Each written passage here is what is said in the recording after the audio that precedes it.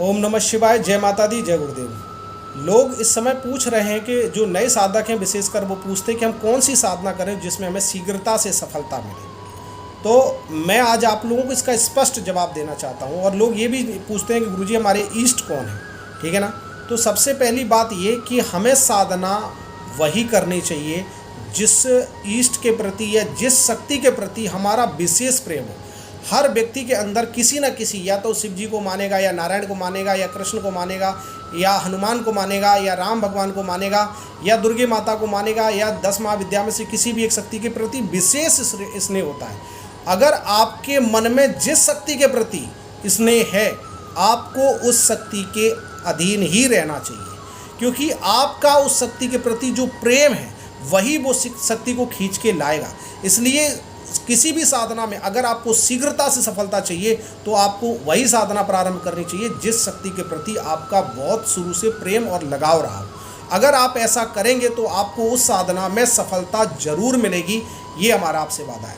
क्योंकि हम उस सिद्धि के प्रति, उस शक्ति के प्रति हम डूब जाते हैं, उसके भाव में, हम उसके प्रेम में डूब जाते हैं और उनको हम कहते हैं कि माता आप हमें दर्शन दें, हे महादेव आप हमें दर्शन दें, या आप जिस शक्ति के बारे में भी कहते हैं आप हमें दर्शन दें या हमें हमारी प्रार्थना सुने। तो वो शक्ति जब आप प्रेम से उसका आह्वान करते हैं तो वो शक्ति जरूर आती है। इसलिए आप लोग जो है ज़्यादा से ज़्यादा जो लोग हैं पहले अपने आप को टटोलें कि हमें क्या पसंद है, हमें कौन ज़्यादा पसंद है, हमें किसकी भक्ति करनी चाहिए। ये आपकी अंतरात्मा आपको स्वयं बता देगी।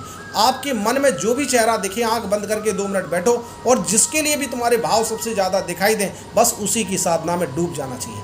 दूसरी बात ये कि सब लोग ये कहते हैं कि गुरुजी हमने एक साधना कर ली। जैसे कोई लोग हनुमान जी की साधना करते हैं तो हनुमान जी की साधना कर लेते हैं, फिर उसके बाद में 10 प्रकार के कार्यों के लिए अलग अलग साधनाएं करते हैं। या कोई जैसे आपने काली माता की साधना कर ली तो काली माता सिद्ध करने के बाद में फिर आप अलग अलग से लक्ष्मी साधना कर रहे हो, अन्नपूर्णा साधना कर रहे हो या कोई भी अन्य साधना कर रहे हो।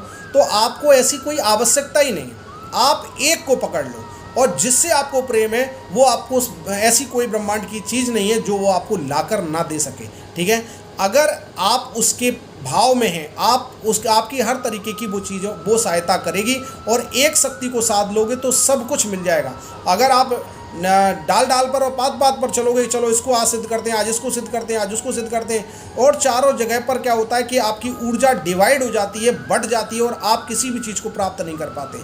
इसलिए मेरा आप सभी लोगों से कहना है कि अगर भक्ति आपको सच्ची करनी है तो आपको सिर्फ एक की भक्ति पकड़ लो। एक की भक्ति से ही आपको सब कुछ प्राप्त हो जाएगा। एक की सिद्धि करने पर ही क्या होता है, सारी सिद्धियाँ आपको प्राप्त हो जाएंगी। तो इसलिए क्या है कि सिद्धियों में जब आप आना चाहते हो तो आपके मन में ही सब कुछ छुपा हुआ है। आप मन में टटोल के तो देखिए, आप ध्यान में बैठ के तो देखिए, आपको पता पड़ जाएगा कि आपका प्रिय कौन है, आप किसको सबसे ज़्यादा प्रेम करते हैं। और वो प्रेम आपका जिस समय निकल के आ जाएगा, साक्षात भगवान उस समय आपके सामने हाजिर हो जाएंगे। हाजिर होने का मतलब है कि आपके भाव और प्रेम में ही वो चीज़ छुपी हुई है, वो शक्ति को छुपी हुई है।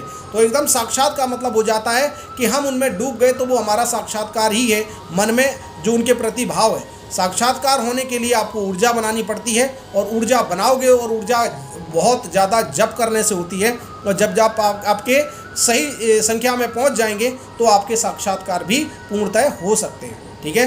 लेकिन आपको बता रहा हूँ, शीघ्रता से सफलता अगर आपको चाहिए और शीघ्रता से आपको शक्ति जो है प्राप्त करनी है तो आपको उसी की साधना करनी चाहिए जिससे आपको विशेष प्रेम हो।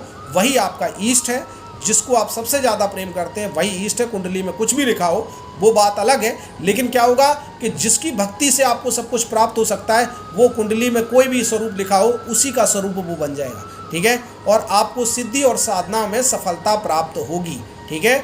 तो आप लोगों का ये प्रश्न था। इस प्रश्न बहुत अच्छा प्रश्न भी है कि हमें किसकी भक्ति करनी चाहिए, किसकी नहीं करनी चाहिए। और लोग क्या होते हैं कि अपनी मर्जी से भक्ति नहीं करते। वो लोग सोचते हैं कि हमें ये बताएगा तो हम इसकी साधना करेंगे, उन्होंने बता दिया तो हम साधना करेंगे।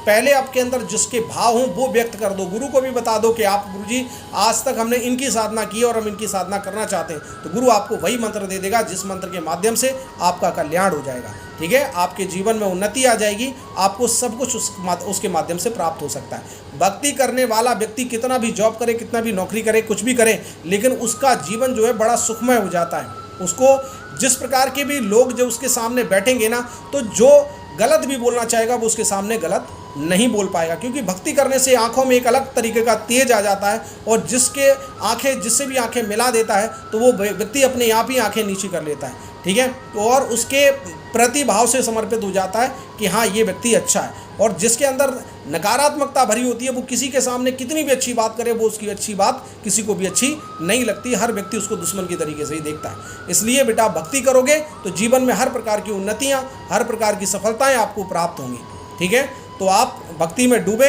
आप अपने जीवन का उत्थान करें। हमारी माँ भगवती से प्रार्थना है कि आपका जीवन सफल हो और आप दूसरों के जीवन को भी सफल कर सकें। जय माता दी, जय गुरुदेव, ओम नमः शिवाय।